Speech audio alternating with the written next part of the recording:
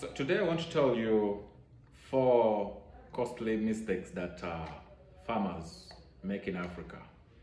So these mistakes eventually will determine whether you make profit out of farming or you make losses out of farming. And listen very carefully. Number one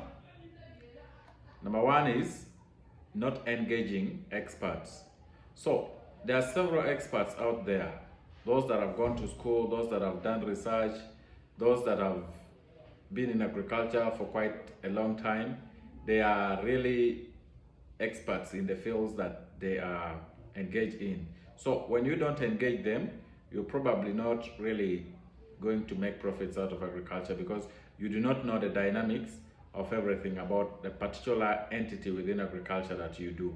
So it is very important that you identify a few people who have been in your particular sector of agriculture, particular entity that you intend to venture into, so that you benchmark from them, you learn from them, and that connection will eventually lead you even to the market.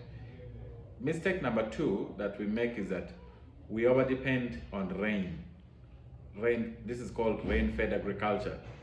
You find that with the current situation of climate change, the rain-fed agriculture is equal to loss because you plant your crop expecting rain to come, and eventually rain will not come, and what happens? The crop will dry up, and that is equivalent to loss. So those that have ventured into agro-mechanization, into irrigation, they are making profits.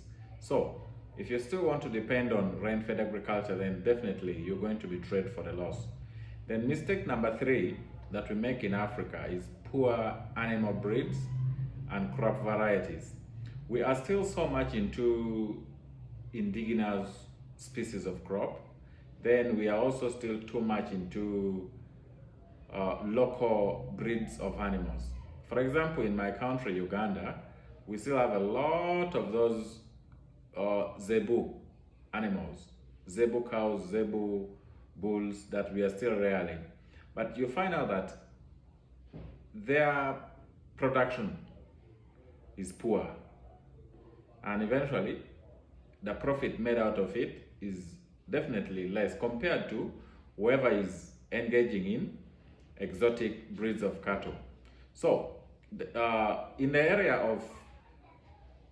of crop, you'll find out that people don't want to buy good varieties, hybrid. They want to plant whichever seed is available. For example, in Uganda, they wait for NGOs to come and give them seeds, which they will eventually assume it is hybrid, and yet they don't even verify the source of these seeds. They just take it and plant it, even if they are lied to. They want to wait for government programs to come and give them seeds. They don't care whether these seeds are of high quality, whether the seeds are hybrid or no. They just plant. They say whatever comes from the government is hybrid, they plant. So this will cost you a lot. But if you're doing agriculture for business, if you're doing agriculture for profit, you really need to invest into the seeds, quality seeds, hybrid seeds, all right, for you to make profit out of it. Because when you invest in it, first of all, you know the source. It gives you all the parameters of that seed that you're able to know, and definitely you'll have to know what you need to do to come up with good yield out of that seed. So mistake number 3 number 3 that we have in Africa is poor housing. Yeah, poor housing for animals and poultry. So nobody cares about constructing good housing for the animals. So long as somebody has land, his animals will sleep in the bush, will sleep on the compound, and the rain will come and affect the animal. Tomorrow you find it sick, and eventually you're going to make losses. So for the case of poultry, many people don't care about poultry houses, and yet these birds are very sensitive to ventilation. They are very sensitive to to the weather. So most of the diseases in poultry business happens as a result of poor hygiene. And poor hygiene comes about poor housing. So if you really want to make money out of this entity of rearing animals, rearing birds, rearing poultry, you really need to invest into good housing. The other mistake we make is that this is a bonus, yeah? This is a bonus. We don't want to figure out the market before we go into agriculture, before we plant our crops, before we buy our animals.